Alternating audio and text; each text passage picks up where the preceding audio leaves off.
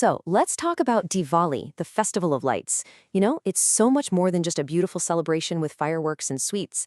It's really a spiritual journey, one that's meant to light up not just our homes, but our hearts. So here's what we're going to do. We're going to take a journey through the 5 days of this amazing festival. We'll get into the incredible stories behind each day and really dig into the profound spiritual meaning at the very core of Diwali. Okay. So to really get what Diwali is all about, we have to start with its core meaning. The whole festival happens during the holy month of Kartika, which is a super significant time spiritually speaking.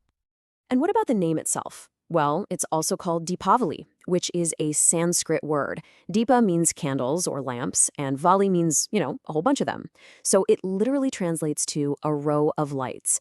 The name itself points right to the main event, lighting tons of those little earthen lamps, the diyas. All right, so the whole thing kicks off with Dhanteras. This first day is all about welcoming health, wellness, and prosperity. And trust me, the backstory is absolutely fascinating.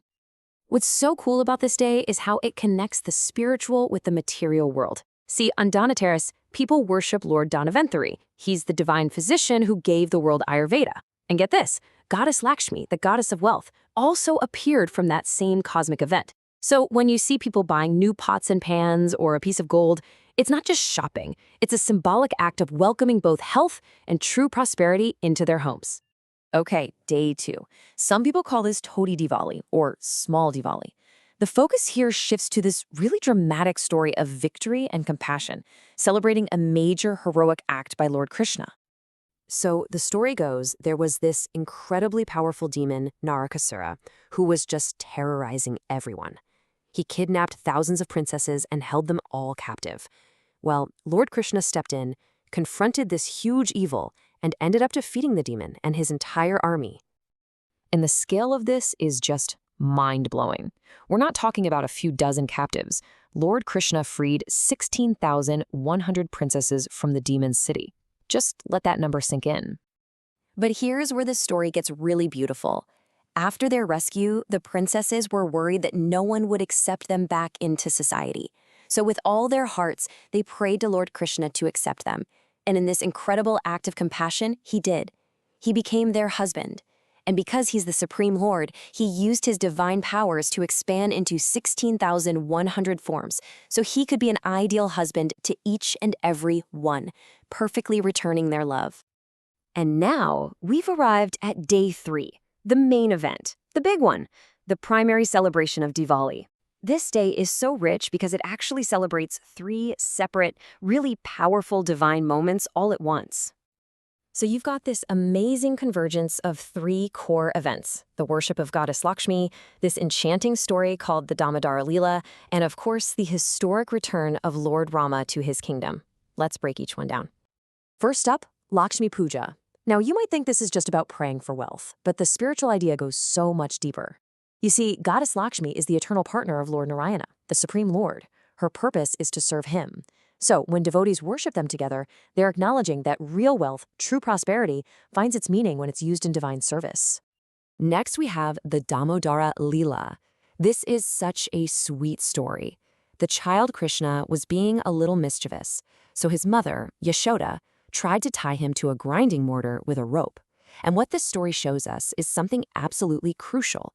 You can't bind the Supreme Lord with force, but he can be completely captured by the pure, loving devotion of his devotees. And the third major event is the triumphant return of Lord Rama. So after being in exile for 14 years and after defeating the demon king Ravana, who had kidnapped his wife Sita, Lord Rama finally came home to his capital, Ayodhya. To celebrate his return and coronation, the entire city just erupted with joy. They lit rows and rows of lamps to welcome him back. And this is the origin of the tradition we see all over the world today. But wait, we're not done yet. The festival wraps up with 2 more days that really focus on selfless devotion and the precious bonds of family.